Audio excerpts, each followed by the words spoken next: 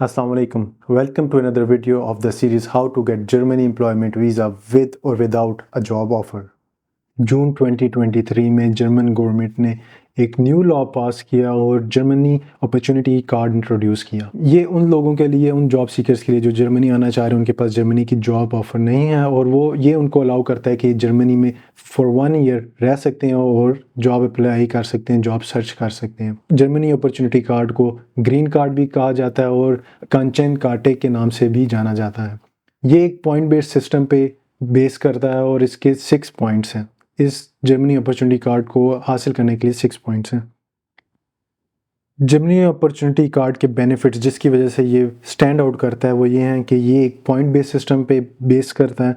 आपको सिर्फ 6 पॉइंट्स चाहिए ये वीज़ा हासिल करने के लिए। इसके अलावा ये जब आप वीज़ा हासिल कर लेते हैं तो आप जर्मनी में 1 साल तक रह सकते हैं इस जर्मनी अपॉर्चुनिटी कार्ड की बेसिस पे, और आप वहाँ पे जॉब्स अप्लाई कर सकते हैं। सबसे ज़्यादा प्लस पॉइंट ये कि जर्मनी जॉब सीकर वीज़ा जो था वो आपको सिर्फ 6 मंथ्स के लिए स्टे करने की परमिशन देता था, मगर ये आपको 1 ईयर की देता है। इस टाइम के दरमियान आप जर्मनी में इवन वर्क भी कर सकते अपने आप को सपोर्ट करने के लिए। जर्मनी अपॉर्चुनिटी कार्ड की बेसिस पे आप इस कार्ड की बेसिस पे पार्ट टाइम जॉब्स कर सकते हैं और आप ट्रेनिंग कोर्सेज कुछ भी करना चाहें मीनवाइल आप कर सकते हैं, मगर आपके पास basic knowledge of German language होना भी लाजमी है। ये इसकी कंडीशन है।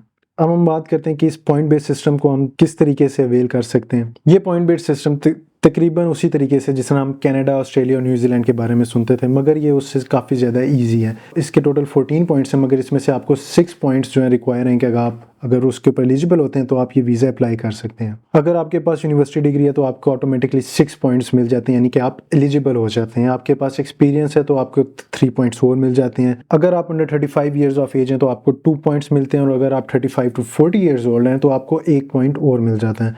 अगर आप जर्मन लैंग्वेज बोल सकते हैं तो आपको 3 पॉइंट्स एडिशनल मिल जाते हैं। अगर आप प्रीवियसली जर्मनी में 6 मंथ्स या उससे ज़्यादा रहे हैं तो 1 पॉइंट एडिशनल आपको उसके ऊपर भी मिलता है।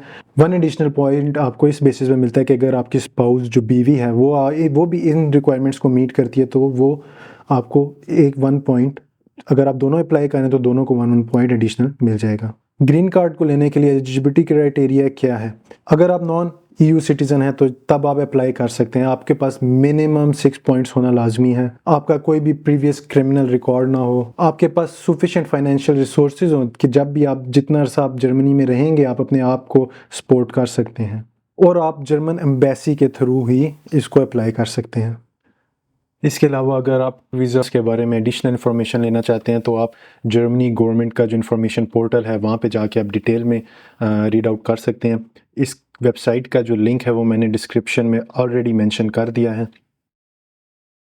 इस प्रोसेस से रिलेटेड अगर आपके कोई कन्फ्यूजन्स या क्वेश्चंस हैं तो आप वो कमेंट्स में पूछ सकते हैं।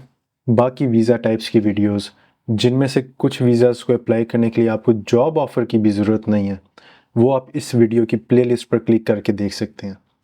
Thank you and see you in the next video.